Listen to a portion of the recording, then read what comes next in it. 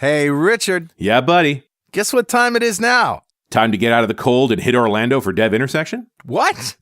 Yeah, that's right. March 25th to 28th at the Swan Hotel in Orlando for another great Dev Intersection.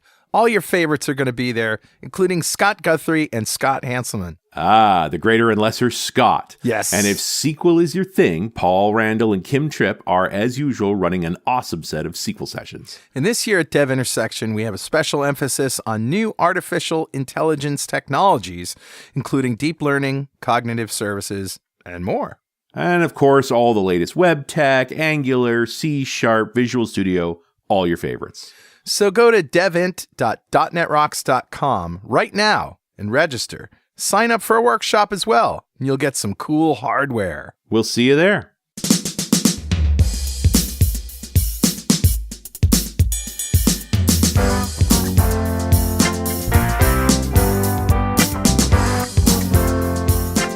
Welcome back to .NET Rocks. This is Carl Franklin. And this is Richard Campbell. And we're here doing some shows in the middle of our sprint at NDC London, which we're back from. So a little time shifting, but no big deal. I'm in the studio. Richard's at home in his studio. And how are you doing, buddy? I am super excited because Falcon 9 Heavy did their first static fire test. And just for context, that's a rocket. Is big rocket. Is big rocket. Big, powerful rocket. And, you know, it took a long time. They did a lot of testing. The problem was when they fuel that rocket, it actually shrinks almost a foot. Wow. And so now they have 3 of them side by side. They were all shrinking at different rates, and them hold down mounts had to be able to move with them. Like it's a complicated problem. It just goes to show you can be big, and made of steel and still experience shrinkage. There you go. No question. So, I mean, I know we're recording this towards the end of January after static fire test, but before the date of launch is announced.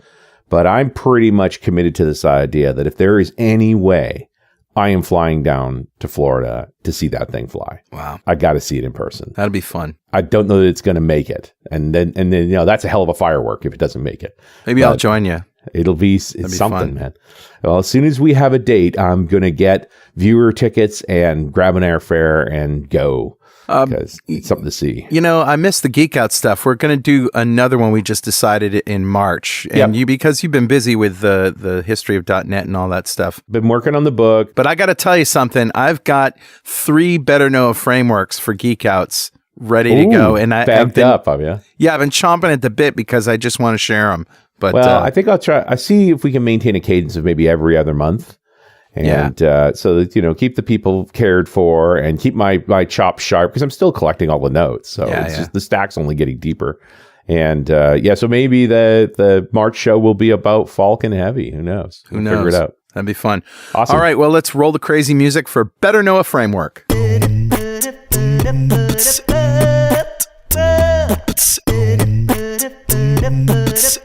All right, man. What do you got? Well, this is a very cool tool set that I saw out of necessity. As you know, .NET Rocks is powered by DN Simple. Yes. DNSimple.com is the best place to register domains and have your DNS settings and all of those things. You can even buy certificates, I think. And it's just well run. It's simple. It's easy. You can actually... I have set up MX records. Famously, I've said this before. I've set up MX records while standing in the security line on my phone. Yep. With DN Simple's web interface. It's so good. Anyway, so we have a bunch of records in our DNS repository.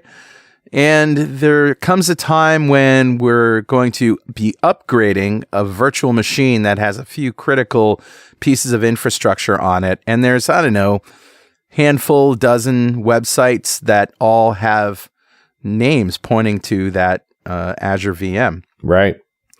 So rather than try to figure out how to, restore the IP address in Azure, which is one approach, I just decided to update all of the IP address records that point to it. And so they have an API. And I'm like, okay, well, OAuth and all this stuff. And stuff that I really didn't want to deal with, I went to see if there's a wrapper library for DN Simple, and there is. It's called DN Simple-C#, and it's at GitHub. And basically, it's a wrapper around it, and it's very, very simple. It uses Expando objects, so it's not strongly typed. The thing about Expando objects is you have to know what the properties are. There's no reflection. There's no nothing. You either get them right or get them wrong. So I had to go to the API itself, and the API itself has some, in the documentation, has some differences. For example, a type record is called record_type.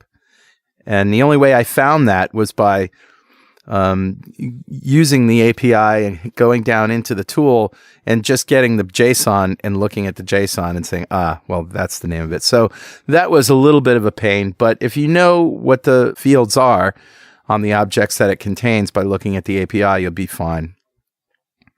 I would like to see some examples, though. Yeah, absolutely. Yeah, some better examples. That's it, man. That's what I got. That's cool, man. I like it. That's very neat. And of course, we are both. DN Symbol has been a guest on the show, Tony or Anthony. Yep. They've been a sponsor at times, but we use their products because they rock. They totally rock. They absolutely do. Yep. Not like Slow Patty. Jeez. SlowPatty.com. I forgot about that, Slow Patty. Don't ever go there. Bad. All right, Richard, who's talking to us? Grabbed a comment off of show 1084, January of 2015. The new SharePoint developer was Sahil Malik. Yeah. So last time he was on the show, 3 years ago. That is way too long. Yep. And of course, we were talking about the shift of SharePoint over to the cloud and the impact that had and, building software for it. And Brad Collins, and again, wrote this comment 3 years ago, so it's a little old. Said, I continue to be simultaneously thrilled and creeped out by the wonders of technology. Malik's example was pretty innocuous. Your friend Richard is interested in .NET, just as you are. Here are some things he's been reading that you might be interested in, right? Just sharing information like that, this whole social media thing. Okay. And my mind immediately raced to, your friend Richard has ED too. And he's going to leave defining ED as an exercise for the reader. Here are some treatments he's been looking at that you might be interested in. What if Richard doesn't want you to know he has ED?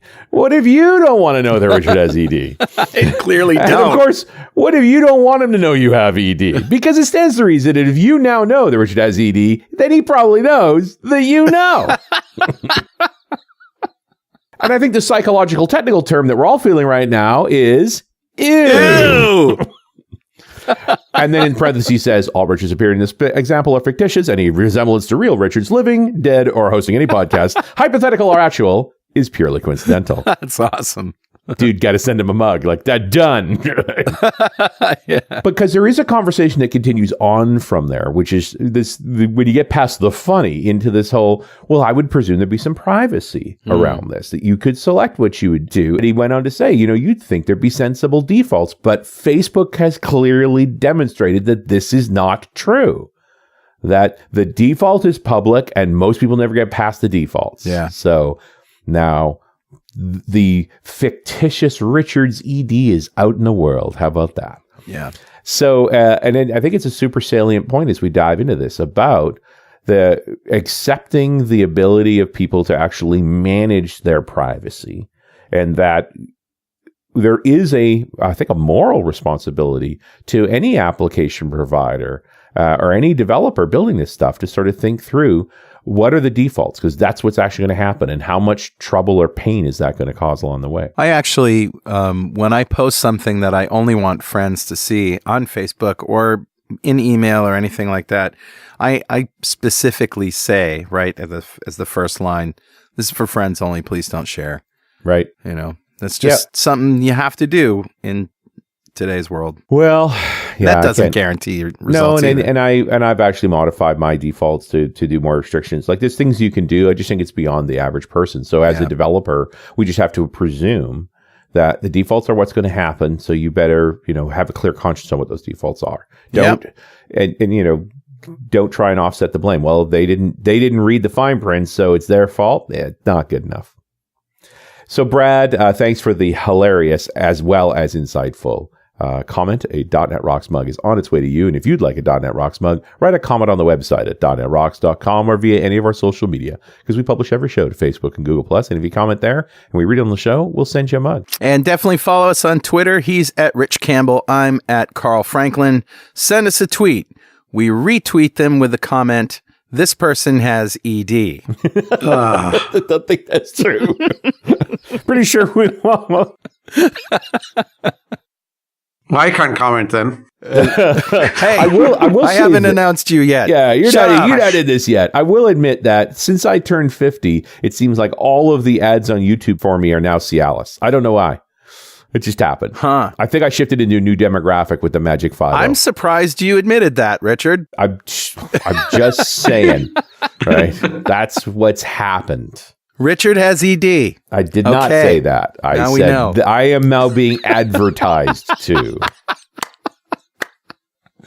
All right. That laughing that you heard was the voice of Sahil Malik, of course, an old friend of the show and of ours. He is a cross-platform developer with interests in Office 365, SharePoint, Xamarin, TypeScript, Angular, and AI. As an MVP for 15 or so years, author of numerous books and video courses, and having work experience across 5 continents and 18 countries, whatever. I'm just a developer, and I'm also at Sahil Malik. His words, not mine. Welcome, Sahil. Thank you. It's good to be on. We just decided to turn up the sick a little bit just because of you. So, oh boy. Yeah, I think we still use occasionally the infrastructure ogres and developer fairies line. It pops up every so often. Yeah. I remember that line wrecking us for some time trying to record in person. The line is getting a little blurred. My MVP renewal is right up, so I'm guessing we'll keep this a little professional, I hope. Okay, so that's going to fix it. Sure. ED is extremely distinguished, right? There you go. I mean. Yeah. Okay. Some of us are more distinguished than others. Yeah. Let's go with that. Or extremely dysfunctional. One or the other. Something like that. SharePoint. Who does that anymore? Isn't it called Office 365 now? Yeah. So, I mean, let's be honest, the dev story for SharePoint, especially over the last 5 years, hasn't been a straight line coming out of Microsoft. Yeah. And that's putting it mildly. And I think a lot of people, like when 2007 Farm Solutions came out and people went crazy, there were no dev tools. We put together some videos, Carl. It was a while ago. Yeah. And then 2010 came around, 2013 came around, and they introduced what they called as the app model. And which maybe could have had legs, but honestly, it had a lot of holes. And then, Microsoft is not going to call its own children bad. But the reality is those holes never got plugged. And they ended up renaming the app model to the add-in model, but that's all they did. They really didn't change anything. So they introduced, 3 things, provider-hosted, auto-hosted, and SharePoint-hosted.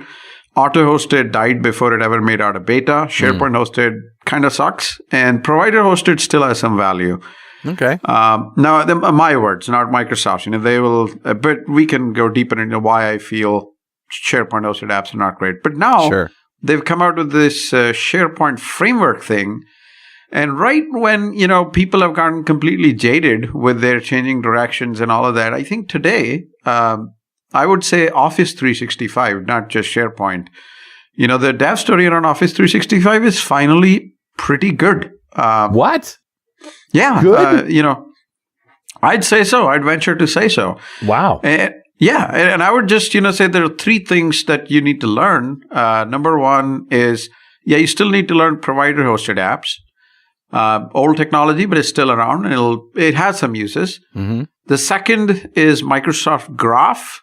And the third thing is SharePoint Framework, which is the new kid on the block. Okay, well, might as well tell us what that is. We know what these other things are. We've talked about them. Yeah, so SharePoint Framework is Microsoft's way of giving your dev story. So let me give a little background first. We all know SharePoint is big, heavy, and clunky. That's what it's famous for, among other things. So the dev story has been big, heavy, and clunky, and user experience has been big, heavy, and clunky. So one interesting thing that Microsoft has been doing is that they've introduced this concept called as modern sites, and this thing called no script capability, which I think should really be called no script disability, because when you enable it, when you enable it, it just turns a whole bunch of stuff off. All the things I told you are awesome about SharePoint. I mean, let's be honest, there's so many products you've heard of: InfoPath, Performance Point Server. The list is quite long. BDC, IBF, all these acronyms. Yeah. Where are they today? I guess the Microsoft still supports them because they have to, but they're not pushing them anymore. No. The reality is SharePoint got really big, heavy, and clunky and hard to manage, use, develop, etc. So they've come up with these really lightweight sites called as modern sites. They don't nearly have as many features as the older sites, classic sites did. Currently, they support both classic and modern. But the emphasis is definitely towards moderns and this concept called teams and groups and so on and so forth. So when you want to dev for a modern site, SharePoint Framework is your only choice. And they're giving you now what they call as development experience on Rails. So, which means that you have a good dev story, but they insist that you stick your train on these train tracks. As much as fun it would be riding your train through the jungle, stick on the rail. So they say, it's okay to write a web part as long as it stays within here. It's okay to modify a certain well-defined areas on the page or put a button or an action on a list, the common things that users want. Yeah. But if you want to completely customize SharePoint and make it on SharePoint, I've literally seen that in job descriptions, then don't do that in SharePoint. Do that as a separate site running on the side. Okay, yeah. So I think back to stuff like Hawaiian Airlines, which was a SharePoint site that you did not know was a SharePoint site. That's just not possible anymore, or at least it has to be done with the classic. Exactly. And it was never, I think it was never a good platform for an internet-facing site. No, I thought it was a bad idea in the first place. It was almost an example of, okay, you can do this, just don't. Why should you? Exactly. Yeah. Yeah, so that's what SharePoint Framework is. It's the new dev story that gives you a dev experience on Rails. But I think it's a little bit more profound than that. So I've been a cross-platform dev for some time now. Do you really want to admit that? I absolutely. I think these days, if you're not a cross-platform dev, you're doing yourself a disservice, really. Right. I mean, you have to be. I'm actually working on an app that lets you control your Tesla from your Mac. So, because I was bored. Wow. What could go wrong? Yeah. I mean, the thing is, it's too much work to pull out your phone and turn the climate on in your car. So, right. So anyway, so basically the cool thing about SharePoint Framework is that you write your code in TypeScript. And this modern dev, NPM, et cetera, that's what you use. NPM, Gulp, Webpack, these are the technologies you use. Right. Yeah, with the regular web tools. Yeah. And then you can use any framework you want, Vue, React, and the support for Angular is coming soon, even though technically you can use it today. But I'm waiting for, there's a new project in Angular, which will be part of Angular 6 called Angular Elements. Right. And this is really, I would say, a shortcoming of Angular. I love Angular. It's got a lot of good things. But the one thing I don't like about Angular is that it likes to own your entire tool chain. And there's too much ceremony in getting started. Yeah. And Angular Elements is a step towards fixing that. And it'll make it workable with SharePoint Framework along with a whole bunch of other things. Like, hey, if you want a widget in WordPress, why not? Awesome. Yeah. So, and I just like that bit by bit, SharePoint has become just web development. Pretty much. These days, it's like all the code we're writing in JavaScript, TypeScript, 90% of it. And, this is actually one of the things that I have a slightly different message on from the official messaging on SharePoint Framework. All the official documentation, etc., you read and the tools you read are solving the problem for SharePoint. And there's nothing wrong with that because that's their job. But I think, why are we writing JavaScript these days? A lot of JavaScript. Is it because JavaScript is an awesome language? Hell no, right? I mean, nobody likes it. Yeah. Wasn't going to touch that one, Sahil. You can go there. Well, I mean, JavaScript is like, you're maybe really good at JavaScript and it's 5 p.m. and all your friends are at the bar, and I don't care how good you are at JavaScript, you will make mistakes in it. Yeah. Sure. I mean, that's the nature of the language.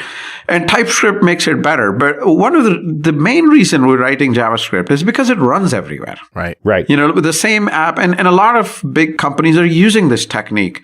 Electron, Xamarin, hybrid apps in Xamarin, or even just native hybrid apps, or running in the browser, like companies like Slack, right, or Microsoft Teams.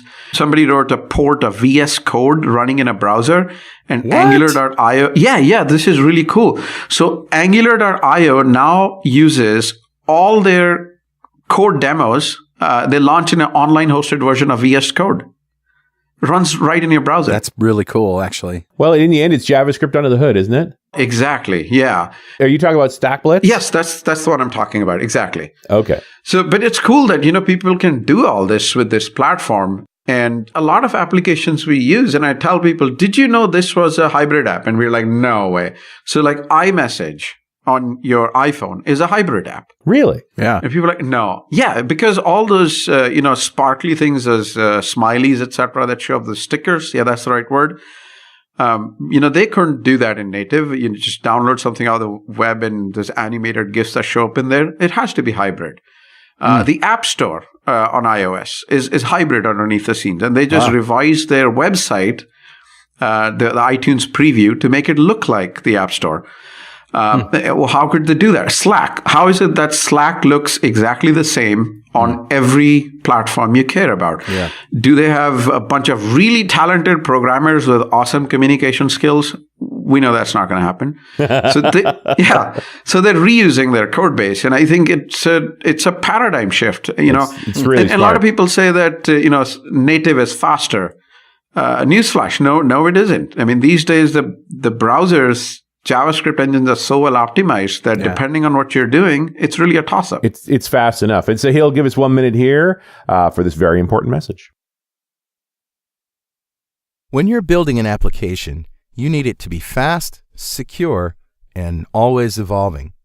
With Kubernetes Engine on the Google Cloud Platform, developers can deploy fully managed, containerized apps quickly and easily. Google has been running production workloads in containers for over 15 years, and they build the best of what they learn into Kubernetes, the industry-leading open-source container orchestrator. Kubernetes Engine combines automatic scaling, updates, and reliable self-healing infrastructure with open-source flexibility to cut down development cycles and speed up time to market. Learn more about Kubernetes Engine online at g.co/getgke. That's g.co/getgke. And we're back. Richard Campbell here with my buddy Carl Franklin. We're talking to our friend Sahil Malik about what SharePoint development looks like in 2018, and just this realization that JavaScript is fast enough now, and that we have good compilers and good tools so that you can't tell the difference between a native app and this cross-plat hybrid app. So is Electron the weapon of choice these days, Sahil? It's one of the weapons of choice if you want to target desktop. But I would say the real weapon of choice is this modern dev, node-based development. And SharePoint Framework, I view it as a pizza box. As in, my real application is a pizza, and that's what I care about. And when I package my pizza in this pizza box called SPFX, I should write my code in a way that I should be able to package that pizza in a different pizza box, like Xamarin or Electron or anything else, or web for that matter. And I think that's where it's like discovering the anti-kryptonite, for the lack of a better, simile. Anti-kryptonite. Yeah, like kryptonite will kill you, anti-kryptonite will make you Superman. I couldn't come up with a better sometimes example. Pizza will kill you, man. Enough of it will. Yeah. That's true. Enough of it will. Yeah. And I think it's also interesting to just look at, part of this has got to come out of Microsoft actually operating all these SharePoint sites in Office 365 and finding out, you just have to control how customizations work. You can't just let them do whatever they want to do. Yeah. Now that they're actually running it themselves, they know how crappy it was, and they're fixing it. Yeah. And one other cool thing about SharePoint framework is that with SharePoint 2016 Service Pack 2 and 2019, they're bringing that same dev experience to on-premises as well. Interesting, yeah. We see this more and more, that Microsoft builds it and tests it in the cloud and then takes a cut and pushes it down to on-prem. And the cloud will always remain ahead. Yeah, which is fine. But, we don't have to use every feature. We don't have to be on the bleeding edge all the time. Yeah. I mean, the reality is that technology is getting so complicated that you can't do everything on premises. I don't know what the future is for people who are holding on to on-premises with dear life. It just doesn't make logical sense anymore. Most of the time, it's a law or a policy that prevents them from going outside. Yeah, indeed. I mean, policies are always behind. That's the challenge. Yeah, right. They always catch things from behind. But, people feel more secure because their data is on premises with a gigabyte internet is $100 a month now. Yeah. And those lines coming right into your data center and you think you're secure. No. The simile I give is, this is like when people used to have money under their mattress or gold buried in their backyard, and they thought that was the safest way. But today we don't do that. Today you put money in a bank. I don't have to preach on this, but I think it makes so little sense, money-wise, features-wise, to do things on premises anymore. Yeah, it comes down to trust. I mean, this is what technology business is all about, is how much do we trust the technology? How much do we trust the development process, the tools, the institutions, the cloud providers? That's what it really comes down to for everybody. Yeah, and actually, when you were reading Brad Collins' comment, there are two aspects that come to my mind. I don't want to turn this into a Billie Holiday show because as I'm getting a little bit older, I completely empathize with everything he says. Yes. It makes sense. But the thing is, there are two categories that you have to be careful of. One are the Facebook kinds who have an incentive to make the user experience such that, you should overshare. Right. And their defaults are bad, and you reset the default, and when you're not watching, they'll move it around and they'll reset it for you. All sorts of nonsense. I mean, Facebook drives me bananas. Sure. And the other thing is an overcomplicated product. Frankly, SharePoint could fall into that, or Office 365. Yeah, there's just too many knobs and switches, and sometimes the defaults are not good, and people go far. Talk. Yeah.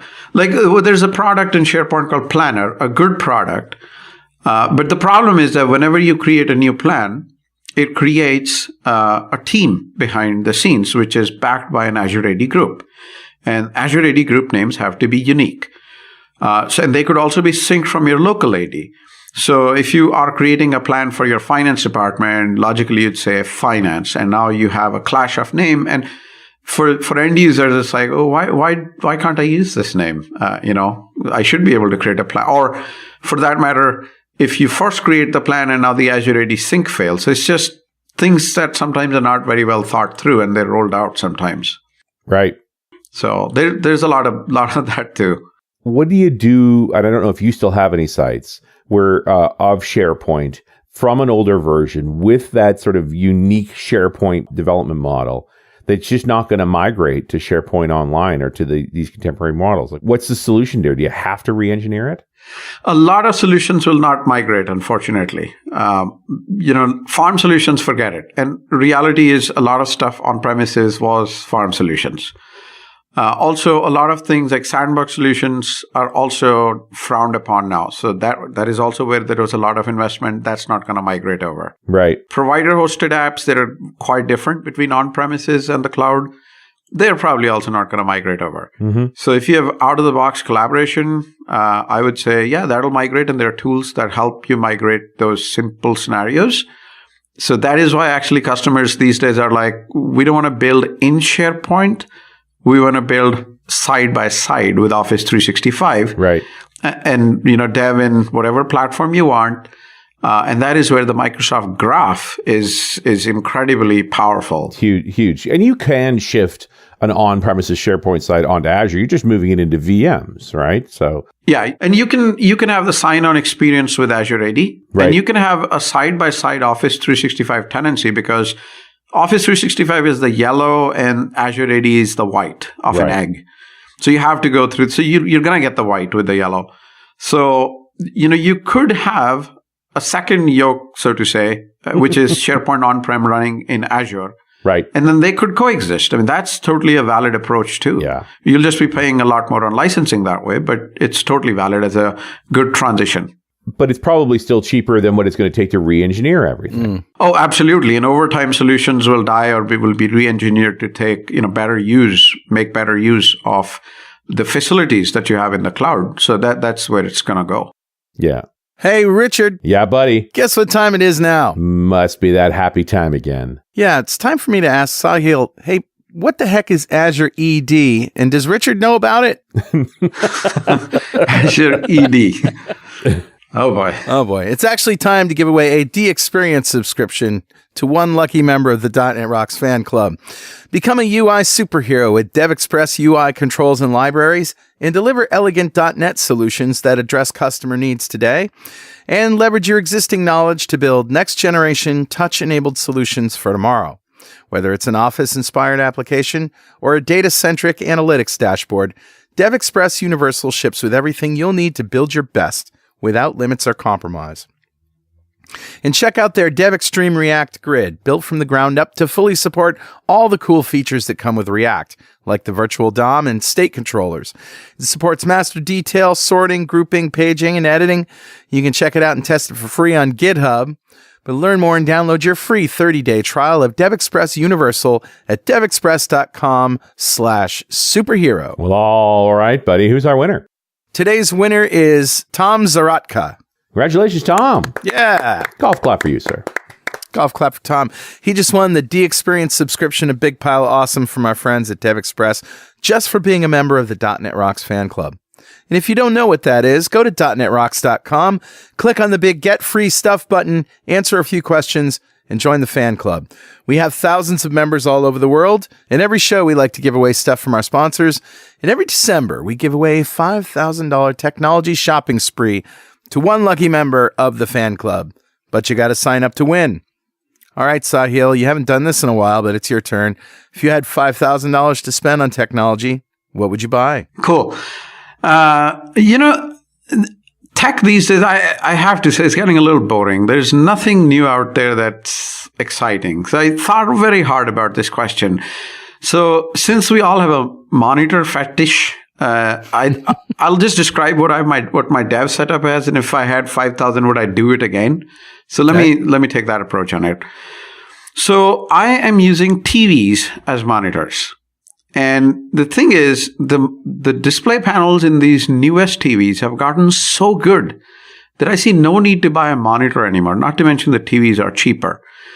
So what I have is 3 Samsung KS8500 curved 49-inch 4K TVs. And wow. And it's a 49-inch TV that I use as a monitor. You do need to turn down the brightness quite a bit. Mm-hmm. It supports HDMI 2, so it'll run 4K at 60 hertz. Right, which is important. And I have 3 of these. And the thing is, these days with Thunderbolt 3, my MacBook can power, I think, 6 of these or something absurd. But yeah, well, like one Thunderbolt port can power 2, and that's what I'm doing. And also, I have a Lenovo, so sometimes I switch between Mac to PC. It's a matter of switching 2 cables. And my entire, one for the keyboard, because I still use the wired keyboard and the Thunderbolt 3 cable. And, bam, I'm on a PC, I'm on a Mac in a matter of seconds. Right. So that's one thing I would spend money on. And I think you'll have money left out of the 5,000 if you bought 3 of those monitors. Yeah. Now, these are 49-inch screens, so they're about 44 inches across. So 3 side by side. It's like, dude, that's 10 feet of screen. Yes. Now, I have it, one right in front of me, one right above it. So I bought a VESA stand to basically mount it right on top. And one is on my left side where I put things like Twitter, email, Facebook, and that's on the left. So instead of alt-tabbing, I just move my neck. I can't understand why you haven't bought a fourth one so that you're symmetrical. It's too much real estate. Oh my goodness. Because there is such a thing as too much. I'm just trying to figure out if that's true. I have finally hit that limit. I think I don't want any more real estate. Well, here's the real question. How big is your mouse pad? Because that's a long way to go with a mouse pointer.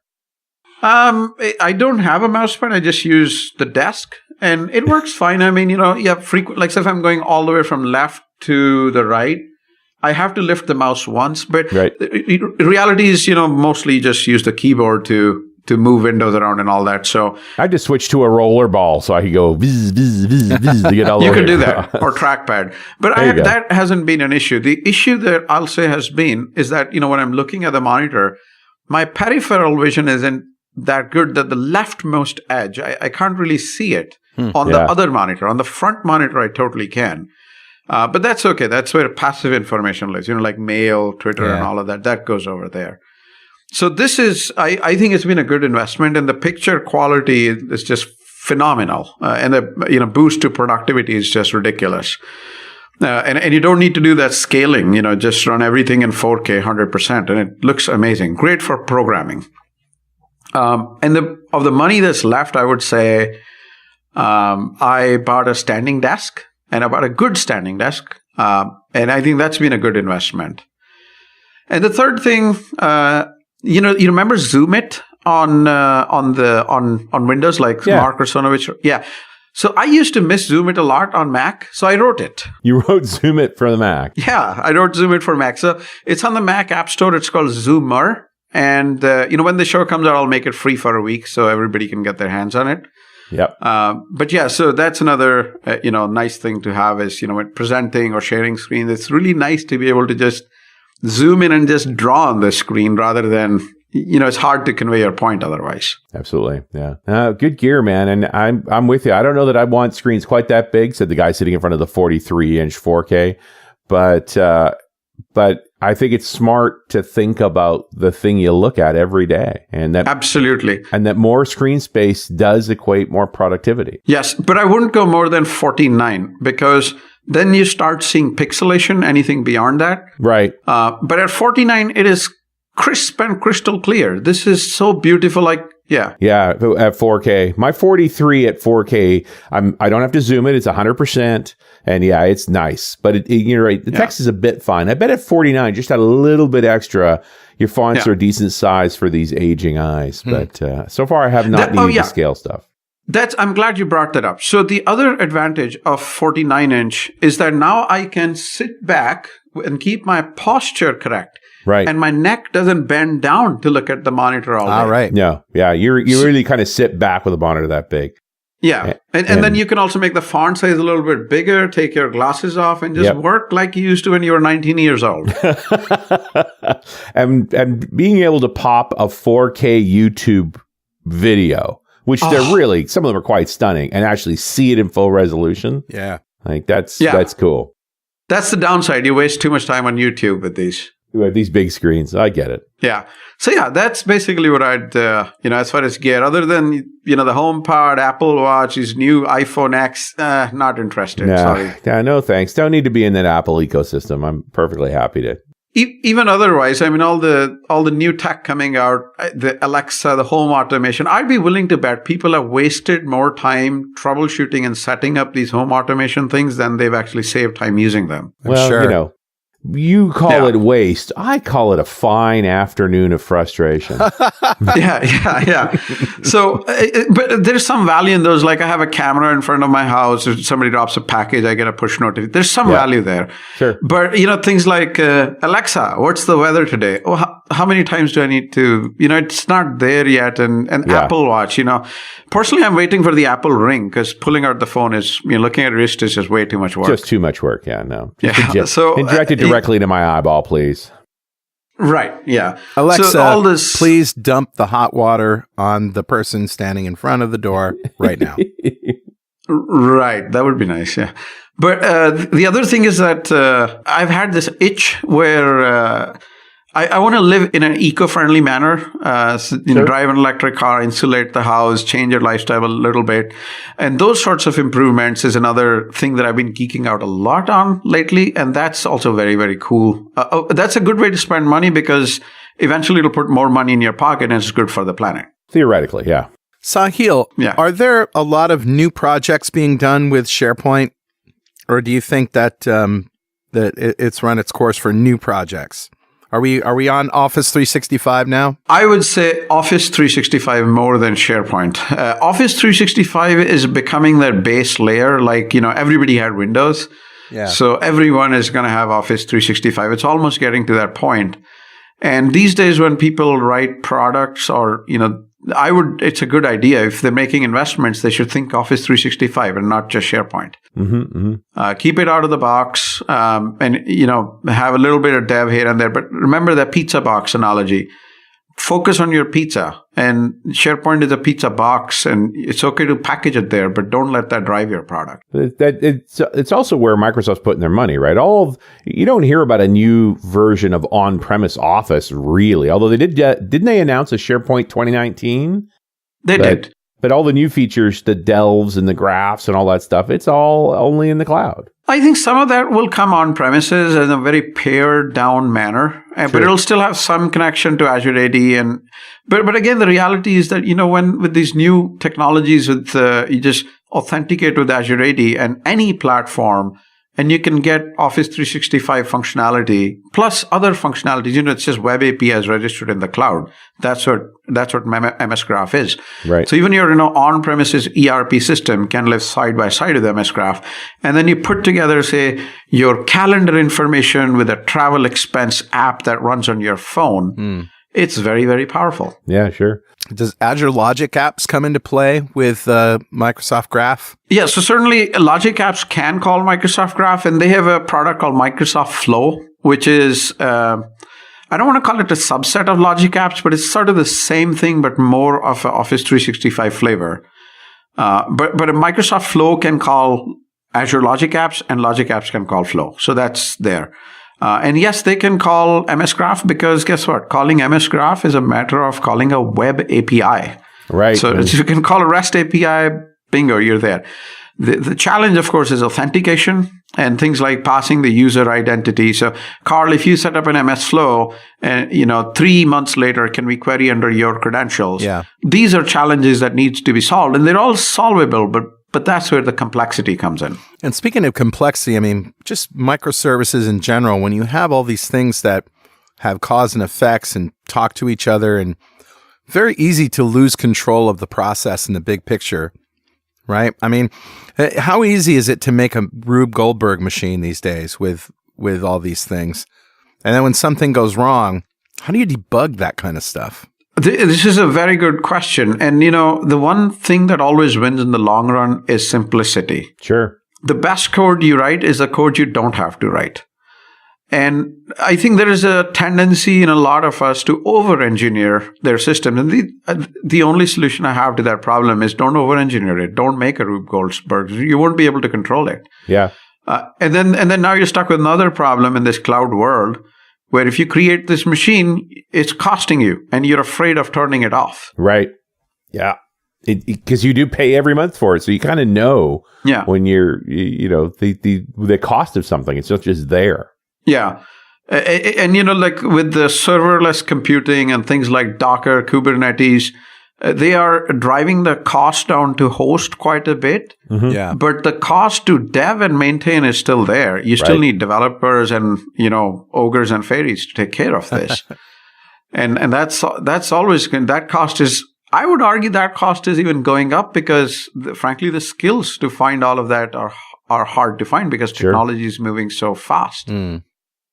But it does sound to me like you're describing the modern enterprise developer as someone essentially writing the glue between services where it's needed. Yes, and I think one of the challenges is identifying when to back off. Right. As in some of the services, like just when it was a challenge with on-premises SharePoint as well. Just because they're selling you performance point server, you have to you have to put your mind into it and think, is this a long-term strategy? You think this product will fly 5 years from today? Right. And I think today we are making the same mistake again, where you have amazing technology and people have put together this amazing Rube Goldberg's machine, and it looks impressive, demos, whatever. Is this something that even if I can code it, I'm a consultant, so I go in there, I code it, and I get a check and I'm out. Can their dev team support it? And in my experience, if their dev team cannot support it, they won't hire me again, even if it was a success in the first go. Right. Yeah, no. So there's a lot of value to simplicity. And this is the other thing that right now with this NPM-based development, right? I'm surprised that there haven't been more attack vectors on this. Like people run sudo npm install on their computers all the time. Right. And let's be honest, all this code on GitHub, when people do a merge and it shows you that wall of ASCII, come on, how many people actually read it line by line before doing a merge? Yeah, no, they don't. And you're right. It's a vulnerability waiting to be taken advantage of, It's scary. It's like, it reminds me of the early 2000s when you had bank sites accepting your username password without SSL. Yeah. It's almost that level of scary. Like, it's just too easy to take. And there are a lot of well-known packages, but then there's a vast majority of not well-known packages. And I tell you, even if you pick a well-known package and you do npm install and just read through that wall of ASCII, and there are warnings in it all over the place. Yeah. It says, this has been deprecated. This is a well-known... They're telling you this, but people just ignore it. Yeah. Right. Yeah. They just want to... I don't know if they really understand what they're doing and the risks that are involved. They just I have to do this step to get on to the work I need to do. Basically, that's it. I mean, people are, they look at the productivity they get out of it and say, I can ship an app with this on every platform in a matter of minutes. Yep. And I think, one thing that GitHub is doing now is that if they see a package.json in your code, and if there's a vulnerability in there, they'll flag that repo clearly saying that this uses Electron 1.6 with the following vulnerability. So please upgrade to the latest version. So that's nice. Yeah, I think we are working on a problem, but you're right. It is a WannaCry waiting to happen to get Absolutely. An exploit like that gets propagated into enough that somehow circumvents an important package, and all of a sudden all these apps have vulnerabilities. Absolutely. It makes me wonder if the NSA or some other cyber warrior groups haven't already taken advantage of this, but they'd use that just to plant something quietly. And I'm sure they have. I'm sure there are. The most of the dangerous hacks are the ones we know about years later. Like this whole Meltdown Spectre thing that happened. Yeah. Dude, it's a shame that this has happened. I mean, imagine if you bought a car that they basically then tell you that they have to slow down the car to 70% its speed. Well, but it's also safe. that, I don't even know if the speed thing's ultimately going to be it, but the fact that it persisted for as long as it did. Which, there's the car equivalent of that is the Tata airbag, right? It's like they have shipped millions of cars with an airbag that can kill you. Yeah, and my car has that. Sure, yeah. There's no easy way to get all of that fixed. Yeah. I'm convinced that Meltdown and Spectre haven't been used as an exploit because they're bloody hard to use. These are not easy exploits. And we didn't see them in any of the NSA breaches. Like when their toolkits got exposed, that would have been one of the tools, and it wasn't. Sure, but the thing that scares me about these hacks is that people, when I say, what if you live in Finland and your neighbor was North Korea? You'd be a little worried, right? Mm-hmm. Mm-hmm. Now I say, well, Finland doesn't have a North Korean neighbor. There is a country in the middle, and that's Russia. Right. So they should be worried anyway. But anyway. Yeah. So the thing is, but on the internet, everybody is everybody's neighbor. Right. Kim Jong-un could be in your computer right now listening to this show, and we wouldn't know. I hope he's listening. Anyway, hi. But wait a minute. I see his hair. Oh, right. Yeah. But the thing is, when it comes to these hacks, these things like Spectre, Meltdown, the thing is 90% of the hacks, the way we approach them today is you see a vulnerability and Microsoft sends out patches and the common hacks gets fixed. Yeah. But the high value hacks that somebody on the payroll of Kim Jong-un would take advantage of, protecting a nuclear power plant, hopefully not using NPM packages here, that doesn't get patched this way. That doesn't get noticed this way. Yeah. We're trusting government to take care of this. Hopefully it all goes well. But it worries me. No, and it should be. And admittedly, we did not hear about meltdown inspector until the solutions were pretty much in the can. Like they did keep it secret. There were rumors running around, but they had basically kept it under control until they were done. And it's like, oh, here they are. Yeah, and that's the other thing. Like if there's a problem, then they don't talk about it until they have a patch. So we know about it when it's already too late. I don't think my computer is getting hacked. Hopefully, chances are low. But these high value targets, there are fewer of those, and that's what I'm worried about. And it's just. I think we depend so much on technology, and that's not a bad thing. Nope. But the more we depend on technology, and everybody's focus is on features, security be damned. Yeah. It's like buying insurance. And I think we are greatly discounting the value of that insurance, security. It's just, it's scary. Absolutely. And it's just it's got to be part of the job that you're paying attention to those things, and that you have to put a door with a lock on the house. Doesn't matter. You can put all the things you want in the house, but until the door with the lock on it is there, what are you doing? And if you can just tell Alexa to dump boiling water on the person who's trying to sell you Bibles or something, you can absolutely. Or encyclopedias. That's what they call it, the new gym that I'm opening, Jehovah's Fitness. Like, have you been to the gym today? Oh, come on now. We don't want to insult Jehovah's Witnesses, do we? No, we don't. Absolutely not. Yeah. No. Yeah, no. They have become, it's sort of funny how they have become the sort of knock on the door, unwanted guest person. But yeah, I mean, it's, religion is religion.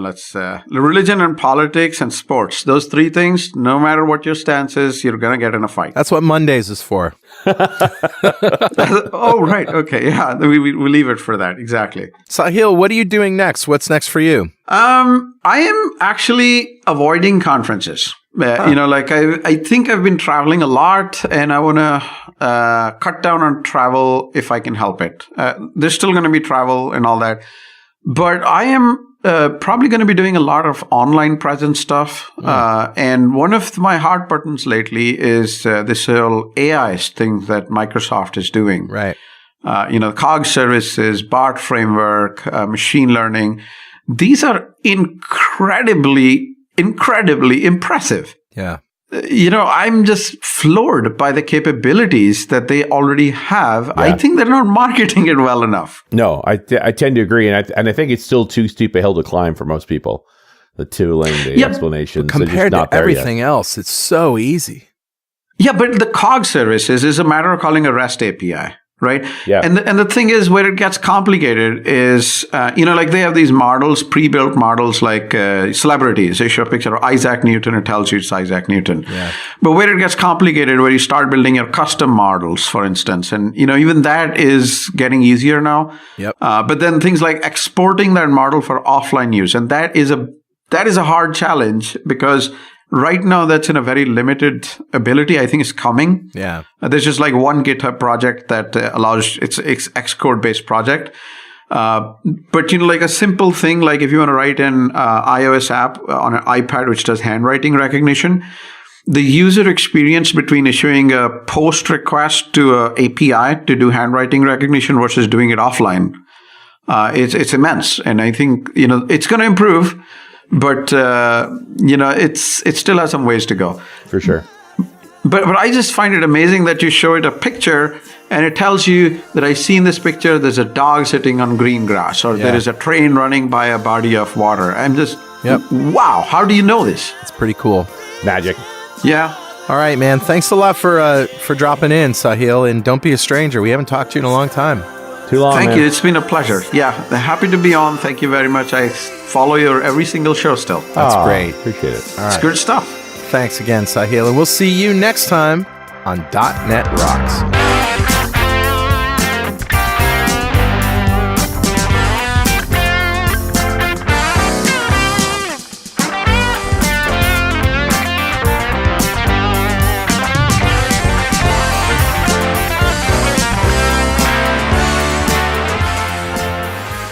.NET Rocks is brought to you by Franklin's Net and produced by Plop Studios, a full-service audio, video, and post-production facility located physically in New London, Connecticut, and of course in the cloud. Online at pwop.com.